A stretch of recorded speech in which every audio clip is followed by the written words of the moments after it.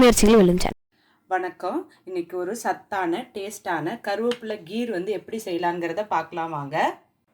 அதுக்கு தேவையான பொருட்கள் நம்ம பார்க்கலாம். கருவேப்பிலை வந்து உங்கள் கைப்பிடி அளவு வந்து கருவேப்பிலை வந்து எடுத்துக்கோங்க. தேங்காய் வந்து ஒரு தேங்காயில் அரை மூடி மட்டும் துருவி எடுத்துக்கோங்க. நாட்டு சக்கரை உங்களுக்கு இனிப்பு எவ்வளோ தேவையோ அந்த அளவுக்கு வந்து நாட்டு சக்கரை எடுத்துக்கோங்க. பாதாம் பருப்பு வந்து ஒரு 10 எடுத்துக்கோங்க. ஏலக்காய் ஒரு 4 எடுத்துக்கோங்க. கண்டென்ஸ்டு மில்க் வந்து ஒரு 2 ஸ்பூன் எடுத்துக்கோங்க. இது உங்களுக்கு தேவைன்னா எடுத்துக்கோங்க, இல்லைன்னா வேண்டானா இதை போடாதீங்க. இப்போ வந்து கருவேப்பிலை கீர் வந்து எப்படி செய்யலாங்கிறத பார்க்கலாம் வாங்க.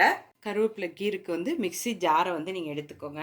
எடுத்துட்டு நம்ம கருவேப்பிலை எடுத்துருந்தேன் பாருங்கள், இதை வந்து இதில் சேர்த்துக்கோங்க. நான் ஏற்கனவே அதை கழுவி நல்லா தொடச்சி தான் வச்சுருக்கேன். அதே மாதிரி தேங்காவையும் இதில் சேர்த்துக்கலாம். எல்லா தேங்காவையும், நாட்டு சக்கரை அதையும் வந்து இதோட சேர்த்துக்கோங்க. ஏலக்காய் அதையும் இதோட சேர்த்துக்கோங்க. இது பாதாம் பருப்பை மட்டும் 1-2 இது மாதிரி தட்டி எடுத்துக்கோங்க. அதையும் இதோட போட்டுக்கோங்க. அதாவது கண்டென்ஸ்டு மில்க் இதையும் வந்து இதோட சேர்த்துக்கோங்க. சேர்த்துட்டு இதில் வந்து கொஞ்சோண்டு வந்து தண்ணி மட்டும் ஊற்றிக்கோங்க. ஊற்றிட்டு இதை வந்து அரைச்சிக்கோங்க. நான் அரைச்சிட்டு நான் காட்டுறேன்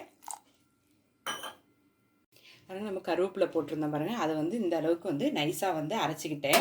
இப்போ வந்து இந்த கருவேப்பிலை கீரை வந்து இந்த மாதிரி ஒரு ஏனை எடுத்துட்டு நம்ம வடிகட்டி எடுத்துக்கோங்க. எடுத்துக்கிட்டு இதை நம்ம அரைச்சி வச்சுருந்த இந்த விதை வந்து ஃபுல்லாக வந்து வடிகட்டிக்கோங்க. நான் வடிகட்டிட்டு உங்களுக்கு காட்டுறேன் பாருங்கள். வந்து கருவேப்பிலை கீரை வந்து வடிகட்டி 2 டம்ளரில் ஊற்றி வச்சுட்டேன். ஒரு சத்தான கருவேப்பிலை கீர் வந்து நமக்கு ரெடி ஆகிடுச்சு.